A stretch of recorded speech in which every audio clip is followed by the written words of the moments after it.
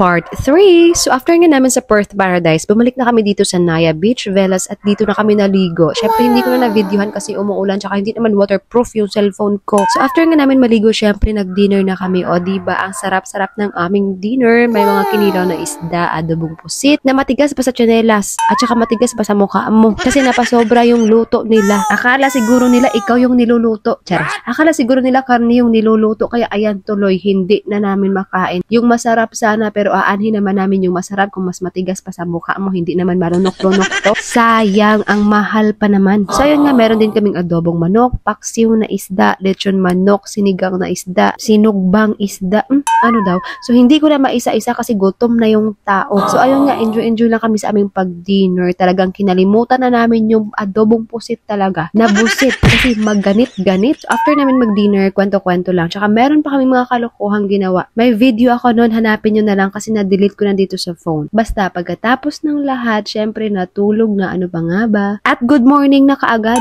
Oo, wag na natin patagalin, good morning na. So inagahan nga namin yung gising kasi maliligo kami sa dagat kasi usapan talaga namin hindi pa sumisikat yung araw, maliligo na kami kasi hindi pwedeng masunog yung malapursilana naming balat. Oo, sayang. Baka imbis na magmukha kaming pearly shell, magmukha kaming si Dugong. Ay, wag na. So ayun nga, inagahan namin yung pagligo. Take note, inulit lang namin yung damit namin kagabi. Oo, at syempre dahil conservative yung mga tao kaya naka 4-piece yung outfitan. So hindi ganun ka matao dito ha. Kaya kung nahihiya kang mag 2-piece dito, hindi ka mahiya kasi wala namang tao dito, hindi siya crowded. So meron dito mga water activities like island hopping, kayaking. Syempre nagkayak yung person kasi syempre bida-bida tayo. Yung kunyari magaling tayo mag-balance kahit hindi naman talaga. Kunyari magaling tayong mag-swimming, magaling tayong mag-kayak, pero hindi naman talaga. Para bida-bida lang ba? At syempre, hindi talaga mawawala yung ating very supportive friends. Kung alam nyo lang, sa kaloob-looban ng mga yan, gusto na akong lunurin ng mga yan kasi ang dami kong arte. Pero wala silang magagawa kasi tinakot ko na yan. Tsaka nasa akin yung budget. Oo, nasa akin yung budget. Kaya bait-baitan yung mga yan. Tsaka hindi naman marunong lumangoy yung iba dyan. Charis.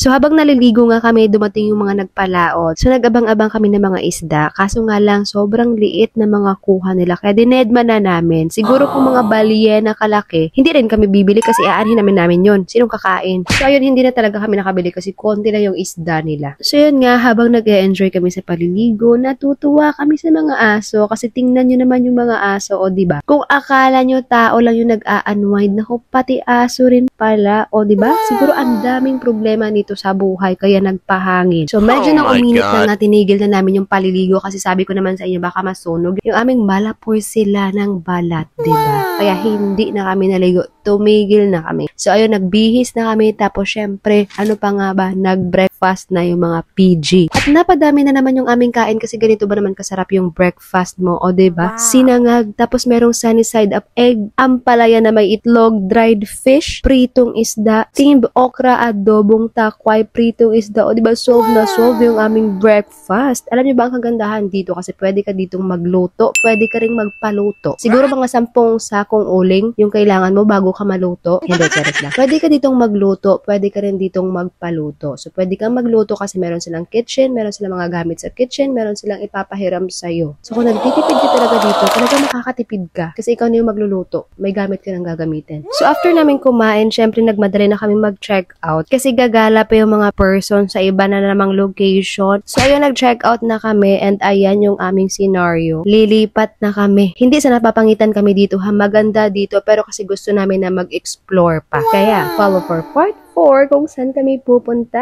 Bye! Let's eat!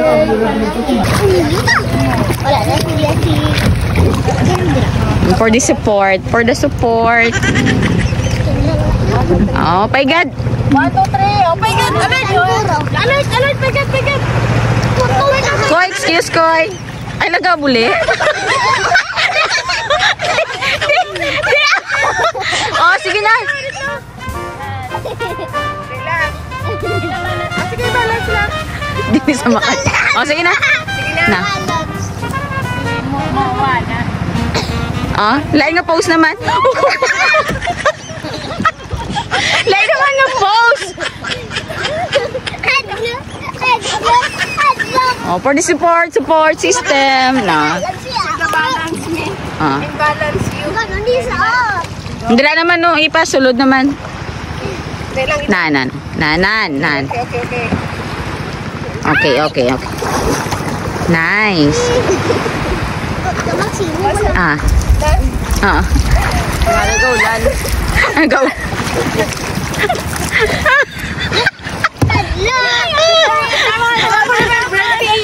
Oh, atin. Oh, sige na, next.